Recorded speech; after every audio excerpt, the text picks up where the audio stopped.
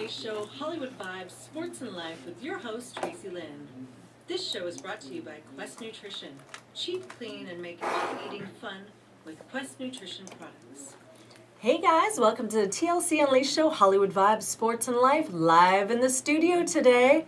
I didn't know if we were gonna make it. It's been a interesting week. But I have this magical man beside me that his spirit, I mean, you are just oozing with loveliness, so I love it.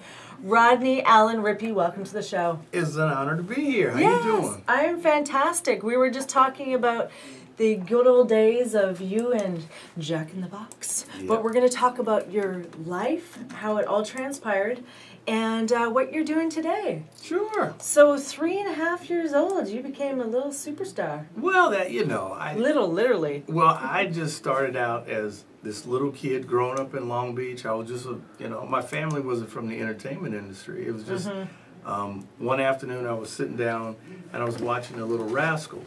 And I read that. And I'm sitting here cracking up laughing, and my mom's washing dishes, and she comes in, so she's like, "What's so funny?" And I point at the TV, and she's like, "Oh, you're laughing at buckwheat." And I'm like, "Yep." Mm-hmm. And my mom's like, "What? You think you could do that?" I'm like, I'm thinking back on this whole thing. I saw myself actually as buckwheat. Wow. I thought I was buckwheat, and so my mom said, "Well, you wouldn't be afraid of all those cameras and the lights and everything?" I'm like, "No." And the reason why I said no, I was like, buckwheat's not afraid. Why am I going to be afraid? Because you're like, I am buckwheat. Honestly, because I am buckwheat. So that was my logic. And so believe it or not, my mom goes over to the Yellow Pages. Yeah. In 1972, and she starts flipping through. And there used to be talent agents in the Yellow Pages and managers. And before you know it, my mom made a few phone calls, and then she had us hooked up with this guy on Sunset, right in the heart of Hollywood. Okay. And the guy was a fast talker. My mom, we went up to meet him, and he's like, "Oh yeah, he's cute. I'll sign him." And my mom's like, "Well, wait a minute. He has a brother and sister. Yeah. Well, if they're anything like him, I'll take him too." My mom's like, "Well, don't you want to meet him?" "Nah. Well, I don't need to meet him." And my mom, it started off, my mom says, "Well, what is this going to cost?" He's like, $500. And my mom's like, "Wow." And the guy's like, "I love him." And my mom said, "Well, if you like him, you should meet his brother and sister." And he goes, $1,500. I mean, it was just like, just right out the gate. And, my mom being green and everything like that, it just turned out that we entered into this thing, but it turned out to be kind of like a scam, so to speak. Okay. And so mom was a little heartbroken, and so we ended up getting some good information, and of course we found out about Screen Actors Guild and SAG and SAG regulated agents. And before you know it, my mom was like, "Who's SAG?" And before it all happened, we ended up getting hooked up with a nice agent, Dorothy Deotis, out of Los Angeles. And she was at the time one of the big child agents. And it just happened that I got the call for the Jack in the Box commercial, my first audition. No acting classes, and I hit the biggest commercial campaign of my career. Unbelievable. Well, you were destined to be this. I mean, this is who you are. Well, obviously, you have a lot of fans out there, and do you still practice? Do you still say it, the commercial? Do you still do it? I do, I will. Because you're about to do it right now. So oh, my God. We might as well. I mean, we got to start the show off with a bang, right? Yeah. Well, people always remember the actual commercial. If you go on YouTube. Yeah, I saw it. And you type in my name, Rodney Allen Rippy, and you put Jumbo Jack, you'll actually see my audition. That was the very first commercial. Natural. They turned the audition into the first commercial. They said it just went perfect, and they kept it, and the rest was history. So. All right, so let's hear it. Well, the guy says, when I walked in and I sat down, the guy asked me my name. He goes, "What's your name?" And I said, "Rodney." "Rodney what?" "Rodney Allen Rippy." He goes, "What's that in front of you?" I said, "The Jumbo Jack from Jack in the Box." And he said, "Do you think you could get a bite out of it?" And I said, "It's too big to eat." And he said, "Well, pick it up and take a bite." And I was like, being a kid, I'm thinking, I'm going to take a huge bite. So I take this huge bite, and he says, "Tell me how you like it." And the last thing that my mom had told me before I went in, she goes, "Don't talk with your mouth full." And I said to the guy, I can't top a mouthful. And he just died laughing. And so that was it. He sent me out. And my mom was standing right outside the door. So when I opened the door, my mom sees him roll off the couch, literally onto the floor, laughing. And my mom was like, oh my God, my baby. They laughed him out of here. Let's go. Oh no, she's thinking it's opposite of what Oh it really yeah. is. My mom thought I just completely. Know. She thought I bombed. And so we get home and my mom seemed so worried, But it turned out, later that afternoon, about an hour and a half, my agent calls and she's like, hey, they love him. Take him back tomorrow. He's got a call back. My mom goes, they laughed him out of the place. Yeah. She goes, whatever he did, they love him. Take him back. Yeah. So my mom takes me back and I go in. It was 100 kids nearby for this audition. Wow. And they cut the field to 50. I went in number 1 and they closed casting. That was it. They didn't even continue casting. They closed it. It was a one and done. They're like, one and this done. is the one. It was a home run deal, and so it's just like right out of the gate. 3.5 years old. You're a little baby. Yeah. I mean, not that you aren't still, but you were so cute. I mean, I was watching these. I watched it over and over and over today, and it was just like so adorable. So did your brothers and sisters ever get involved? Well, what happened was my brother and sisters, they were all signed up. My mom got us all signed up. My sister, Beverly Lee, my brother, Kenneth Wayne, and my sister, she did a commercial for Banquet's Fried Chicken, the little frozen chicken. And my brother, he had gotten a call for the old Coca-Cola commercial. I like to teach the world to sing perfect. And so and then I got my call for Jack in the Box and nailed it. And so my mom sat us all down. After my first commercial, my mom said, how do you guys like it? Oh, this is great. All of you, Beverly, you got one. Kenneth, you were close. Rodney, you got Jack in the Box. This is great. How do you like it?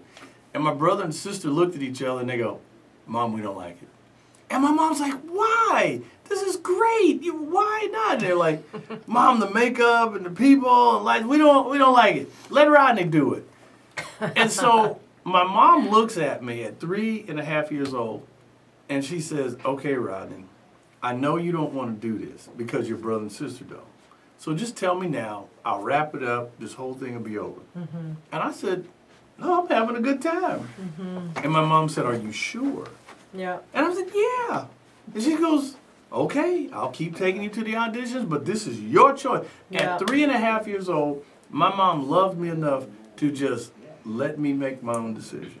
I love that. I love that you just stated that because, we find in society, as a parent, you want to love your children and you want to support them and guide them in the right direction. And, your heart's there and Right. usually, mean with your heart and direct with your heart. But sometimes, as parents, they make, different or poor decisions sometimes. True. And do, the things that they suggest that we do the things that they want us to do. Right. And, go to school or be a doctor or be this or be, and acting, obviously their family wasn't in the entertainment business. Nope. To give you that option and that ability to be free of, freedom at 3 years old. Wow. Yeah. And that's the type of loving, sensible type of parents that I had. My mom, I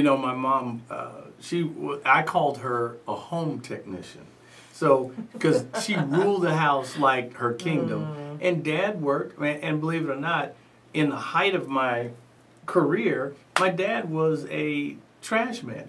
I mean, my dad, when I hit the Jack in the Box commercial, he actually was a trash man for the city of Long Beach and retired from the city. Yeah. And a lot of people have these stories of, I feel so bad for people who had terrible times in the industry, and I just had a blast. I had a blast from day one and still having a blast. And I meet people and people reflect, and a lot of times I meet people and they'll go, oh, you're Rodney, and I go, hey, where were you in 72? And they go, wow, 72. Man, that was a good time. And people, I just let them go down memory lane and have their moment. And it's just great, you know. Just last weekend I was at the Hollywood show. It was a big autograph signing, and Me too. you know, Yeah, you know, Mr. Dan Kennedy was there. brother Dan Kennedy, one of the greatest photographers in LA. Yes, I indeed. agree, absolutely. And, yeah, on all the red carpets. Cool guy. He always gives me great shots too. So, I but know, Dan's you know, man. that's it. You know, but just being there and all my life, I just enjoy meeting people and networking and I've been working behind the scenes, you know, with different people on different projects, and that's what it's all about. Did you take acting classes? You know what? I did. I've taken acting classes, but you know, I was under the study of, you know, several different people, and there was a lady that I had studied under for a while, and she said, Rodney, she said, I'm going to tell you honestly, she goes, it's something about you that you're kind of unnatural. She said, but just play it realistic. When you go out on an audition or whatever you got to do, just play it realistic, like you're talking to one of your friends.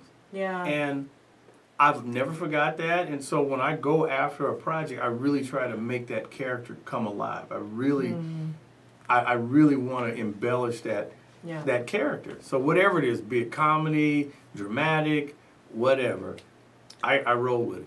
Yeah. Is that what you tell other people? Because, I mean, again, a lot of actors or actresses are out there, and, you know, and I mean, I haven't auditioned for a lot of roles. I've been lucky enough to just get roles for my look. There you go. So very fortunate, yes. And so I'm very grateful for that and very blessed. Yeah. But I hear the stories of a lot of people doing the auditions, and you have to really get thick skin because you can't take it personal.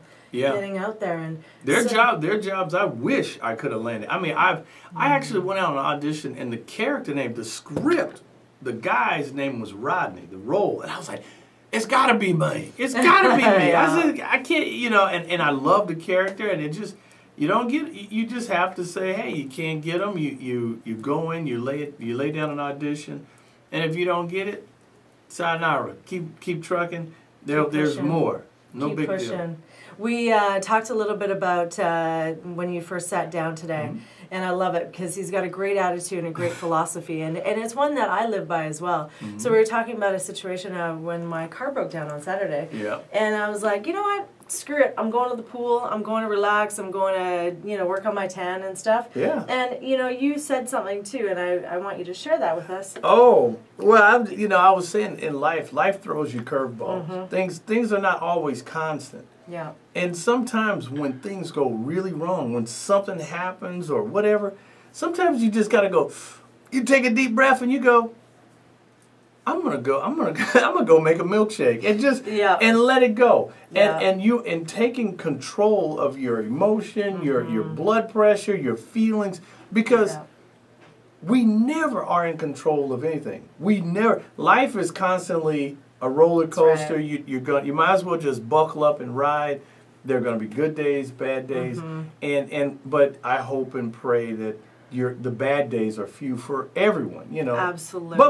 But that's what keeps life colorful. If life was always just peachy keen, it's just like lifting weights. You seem like you're in great shape. Thank you. You're never going to get strong unless you press. Yeah. Unless you lift, you got to lift weights, man, in order to get strong. And so life is sometimes a weight. That's what gives you the endurance to move on. Yeah, it's a great attitude and great philosophy because, again, we can't control anything. We can control our emotions and how we react to things or if we react to things. True. So what have been some of the biggest obstacles for you in your life and your career? I'll tell you, I think probably one of the biggest obstacles was losing my mom. I lost my mom when I was 18. I was a senior in high school. She was like my rock. She was like, especially when I went out on these auditions, my mom was there. She was on the set. She wasn't a stage mother. My mom was my eyes and ears. So she would come up to me in between camera changes or something. And at the time, because I had this gigantic afro, my mom would be working on my fro. And it literally was a wonderful thing because she was like an architect when it came down to my fro. And so they were like, I love it. Don't book a stylist for Mr. Rippy. His mom will do his hair. No one can do his hair like Miss Rippy. And my mom was like, oh, I do it all the time. And believe it or not, the funny thing was, she would come over in between takes, and she comes over there, and she's picking my fro and getting my fro all straight. And she'd whisper things in my ear, and she'd say, you're doing a great job. Just, stay focused. You're doing good. Give me a kiss on the cheek. Walk off set. That was it. Yeah. And so she was my eyes and ears. Actually, I was shooting a commercial one time, and it was me and a bunch of other kids, which I'm not naming anybody, and I'm not even naming a product. And we're on this commercial, and there was this one kid that was just, he was one of those kid actors that, or one of those kids that just was rambunctious, and the director said, okay, everybody, I want everything. And this one kid was like, I don't want to do that. He goes, no, I really need you to do this. I don't want to do that. I want to say such and such. He's like, no, I really need you to say this. And finally, the kid was like, no, I don't want to. And boy, that director was so hot. You see his ears turning red, blood rushing up his neck. And he's like, okay, kid, we're going to do it your way. And he turns around to the crew and he's like, take it from the top. And everybody was like, It's like, whoa. Dude. And so in between takes, my mom comes over there and she's picking my fro. And my mom says, Rodney, do not even stand next to that boy. They hate him. I was like, really, Mom? She goes, do not even stand near him. Do you hear me? I was like, really, Mom? I'm like, really? She goes, they hate him. My mom said, because the director was like, after the take, he walked over and told some people, he goes, don't you ever book that kid ever again on anything. My mom was just standing there in earshot, so she came over and entertainment is a business. And so I took it very seriously. At the age of 3.5, my mom said, Rodney, you have a job. You are working. She goes, you see all these people standing around, you see all these lights and these cameras? She goes, Rodney, it costs a lot of money for this stuff to go on. She goes, baby, I don't want you to worry about nothing but your lines. She goes, you do your part. That's all you got to worry about. And she'd kiss me on the cheek and walk off. And so she gave me those kind of things, and I was like, yeah. And my mom, I was a child, but yet I was mature enough to understand this was serious business. It was serious business, serious opportunity, and there were big things going on. So I never took it for granted till this very day. I don't take people who I meet that it meant something to them. It means a lot to me as well. Well, I'm very sorry for your loss. Your mom Yeah. sounded like just an amazing woman. She but I will say this: she gave me enough to carry me the entire rest of my life. Yeah, I was going to say that. It sounds like from 18 on, you still had the voice of your mom, and obviously her presence always near you and by you. Yeah. And so remembering those little words of wisdom, and it's the same thing with me with my mom. My mom passed 6 years ago, and I hear every time there's a struggle. It's like, that little voice, and it's just okay, keep trucking forward, keep moving forward. You have Always. to. You have to. Always. So I want to talk a little bit about, a lot of the childhood stars. We hear a lot of tragedies, and there's some that struggle with different mental health issues or addictions, things like that. What helped you stay on track besides the support of your mom? Honestly, it was just having a well-rounded family. A lot of times in families, currently, you look around and homes are very dysfunctional. Yes. And though, it's a tough time. Times have changed. A lot of times both parents are working, and children are kind of left to fend for themselves in many cases. And society has kind of fast-forwarded things. Kids nowadays, if you talk to a small child, or an adolescent, they've had so much experience in things that they have like leapfrogged childhood and the internet and so many other things. And I'm not a prude by any stretch, but the reality of it is, what kept me balanced is just having a good family support system. Matter of fact, after my brother and sister got out of the industry, whenever me and my mom were traveling all over the United States, whenever I told my agent, and my mom would tell anybody, if you give Rodney anything, give him 3. Because he's taking 2 back for his brother and sister. So whenever I would come back in town, I had this thing, and they were like, what'd you get? I'm like, check this out. And they'd be like, oh, wow. So whatever I got, they got. So there was never any type of jealousy. There was never any type of competition. and I feel so bad that, you know, you see these things in families that communication. I'm big on communication. Yeah. I really try to be, and it's just, you know, having a great family, having a God-centered family. And the funny thing was, my family, we didn't go to church every single Sunday, Yeah. but there was always this awareness that there was something bigger and greater than us. And my mom was always like, hey, Rodney, you know, don't embarrass us. I'm like, I'm not doing anything. She goes, good, I just thought I'd tell you. I was like, dang. Just in case. Yeah, just in case your wheels start slipping, don't let us down. Because a lot of people are counting on you. I was like, and that was the real truth. At an early age, I always knew that there were people counting on me.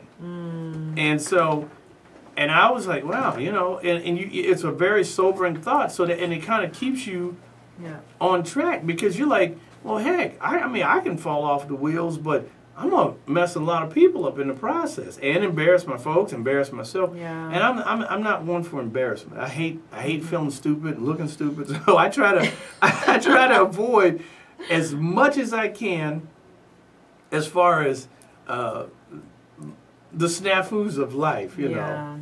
So would you say that, you know, watching a lot of these tragedies with the childhood actors and celebrities, do you think that it has a lot to do, you know, because not everybody has dysfunctional families or broken families and things like that. Do you think it had a lot to do with maybe growing up too quick and getting into this fame and a lot of money and certain situations? It can. It could very well be. You know, and again, you just have to, as a person, you have to understand that, you know, what this opportunity is. When you're in the entertainment industry, be it music, dance, whatever it is, art, you're a small population in the world, and there are a lot of people who appreciate your craft. And so you have to always think that, you know, am I going to let these people down? These people are counting on me. They spend their money, they go to see my movies, you know, and I was at a time when Hollywood was just kind of budding. You know, it was just starting to grow. The money was just starting to kind of start pointing in the right direction.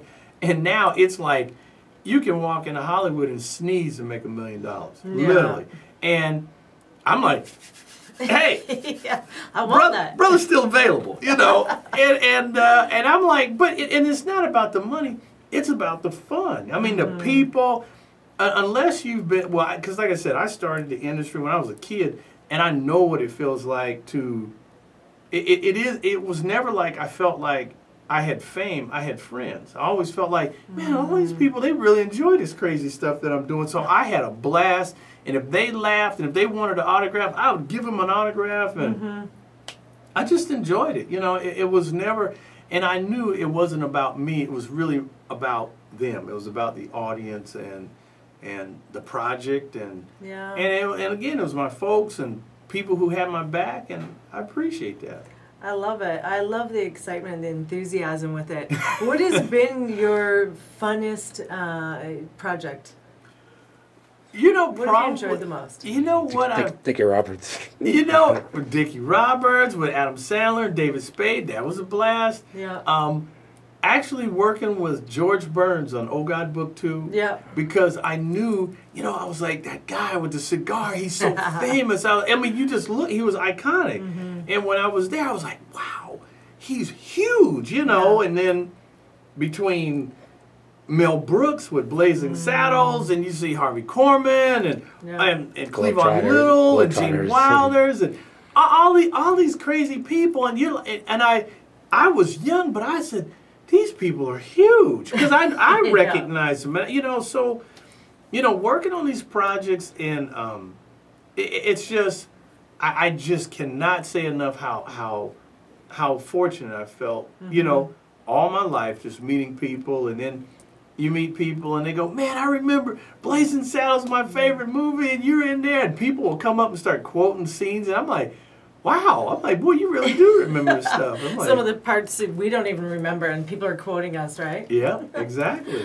I love it. Who are some of your mentors in the industry, and some people that you may be starstruck with?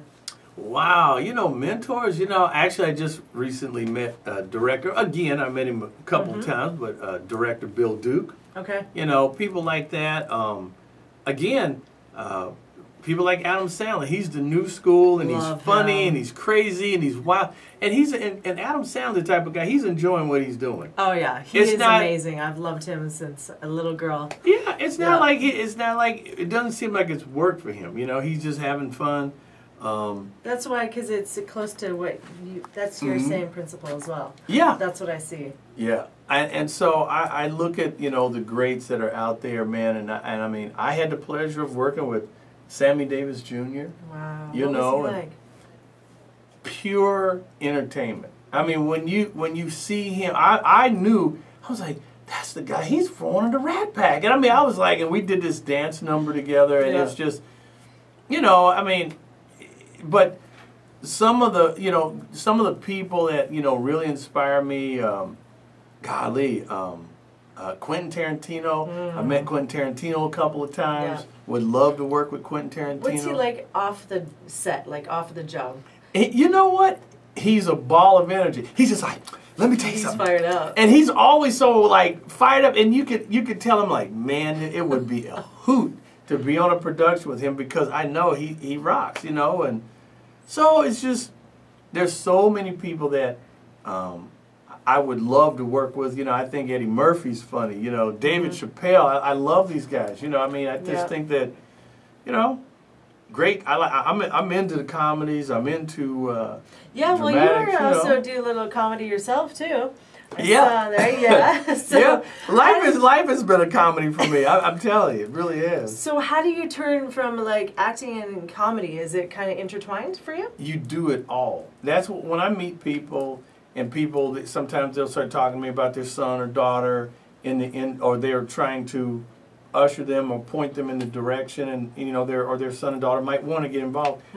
I said, let them do everything. I said, you have to be well-rounded. When you get out and you start auditioning, they're subject to check you on telling a joke. Matter of fact, I walked into this real dramatic role, and I mean, I'm thinking dramatic. I mean, I got my head on this thing, and this guy says, tell me a joke. And I was like, excuse me? And I was like, so you better be ready. You don't know what these people are going to pull out. Wow. And so, those are the things. So you've got to be able to think on your feet, and it's always good for you to be able to just roll.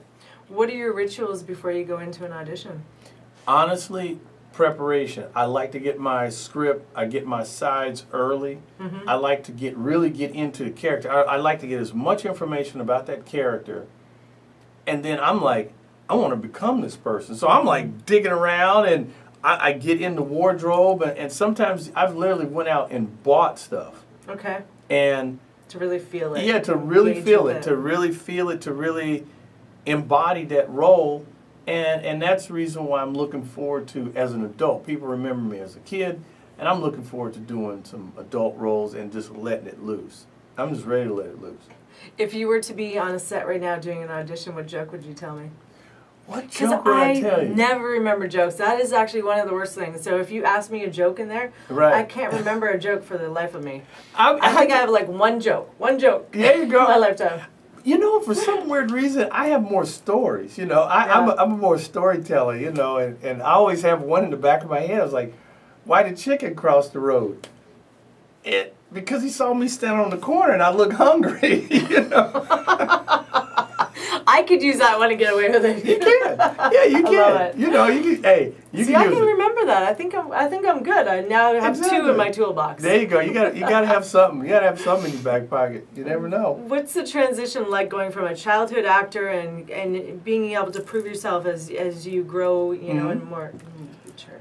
It's great, because growing up as, like I said, starting out in the industry, you meet people, and a lot of times, I watch movies and TV shows, and you just think in your head, I could see myself in there. I could see myself on that walk-in. I could walk in that role. I could walk into the scene and do blah, blah, blah. And sometimes, you have to, when you're in the industry, you start critiquing. And I try to turn my brain off when I go to the movie theater. I go, God, that would have been a great scene if blah, blah, blah. And I start directing in my head. I'm like, watch the movie, Rodney. You paid for this movie. As I'm eating my popcorn, you know. Do you do any directing yourself? I've actually worked on a couple of projects. Me and a colleague of mine, we put together a documentary called Rise and Shine. It's all about the arts and education. Great. And me and another dear friend, his name's Dan Pettigrew, we're working on cranking up the Teen Day radio broadcast. And it's actually a internet radio station for kids. Great. So kids around the world could literally talk and be connected and talk about the things that they think are important and are cool and I love that. yeah, so we got some pretty cool When things. is that launching? We're in the process. We've actually done multiple shows already where we have got the content together. We've had correspondence. We make these young people actual correspondence. Great. And then we air them That's on good. various radio partners. I'd be curious to know what kind of topics and what conversations the kids would have. You know what? Actually, we're working on something right now that I'm kind of like delving into, and we're working on something called Tea Time for teens. Okay. And you know, Tell a lot us of because, and it's like a really cool project about getting kids aware of tea time, and etiquette, and all these other types of things. And again, you know, there are certain people who are real connoisseurs of tea.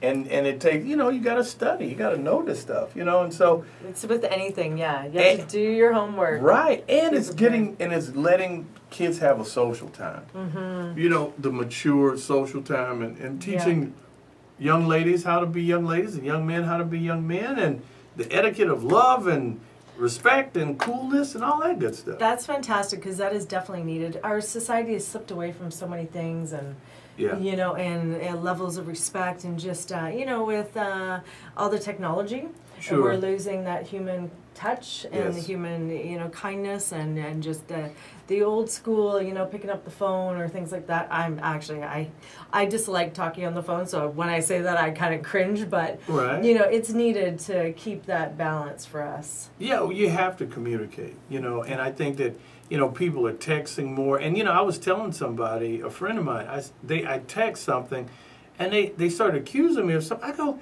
this is a stupid cell phone. I'm like, these stupid emojis. I said, will you talk to me? I said, these things, you get lost in translation. Yeah. I was telling a friend of mine, you know, I said, especially in relationships, you got to be very careful. When you start texting around and stuff, you might say something and it may really land wrong and it might hurt somebody's feelings, and it's a text. Yeah, absolutely. And you may not have meant that at all, but it just comes off that way. Yeah, they say the fastest texter is a pissed off woman. Yeah. It's true. All of a sudden I can type like 6,500 words a minute. Well, see, my motto is try not to make a woman mad. Period. Nice, I like it. You guys got to take note of this. I'm telling you, avoid it at all costs, man. I'm telling you, if you know a lady and you know what she likes and all of that, don't deviate from that. That's the craziest thing. It's a disaster. Keep it simple, stupid principle. Keep it simple, stupid, or you're gonna have a disaster on your hands. What were the things that you did to keep balance so that you know you didn't slip into the whole Hollywood scene?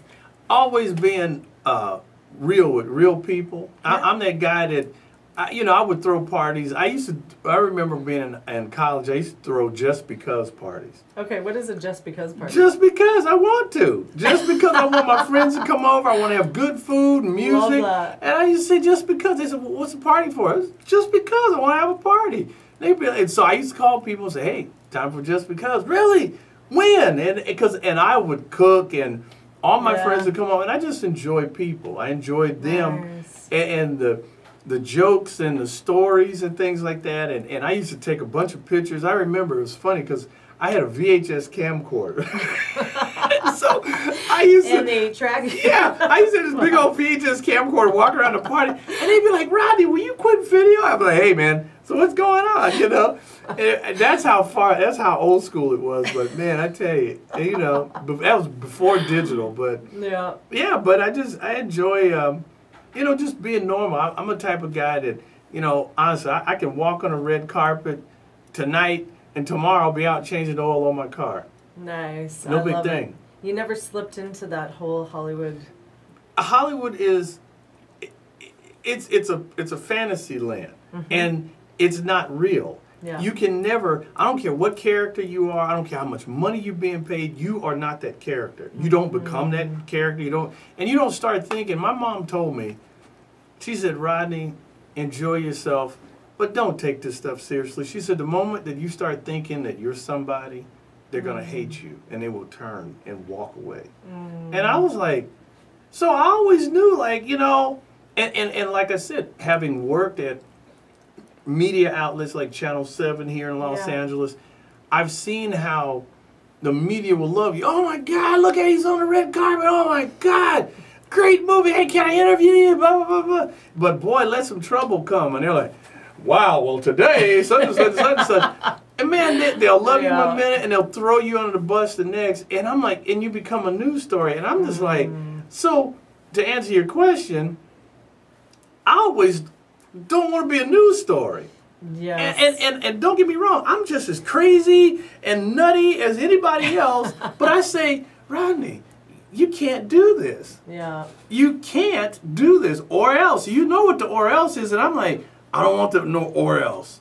Exactly. I don't want to, and so and that's the reason why I tip lightly, and I'm, you know, I don't take life for granted. I don't take people's feelings for granted. Yeah. And you got to be careful. Careful. Yeah. You know. Absolutely. What have you been working on over the last couple of years?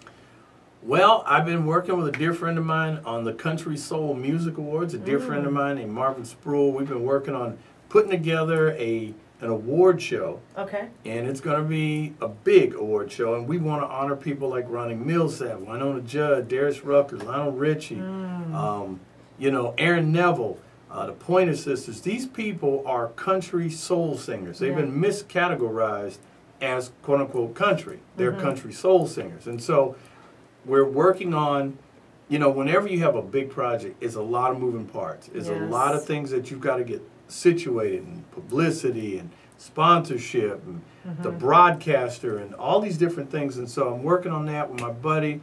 I'm also the spokesperson for an organization called Prime Motivation. And Prime Motivation is all about motivating kids to think about a career in vocational training. Not every child is going to go to college. They said 63% of all kids will never go to college, but they still need a career. Kids are not used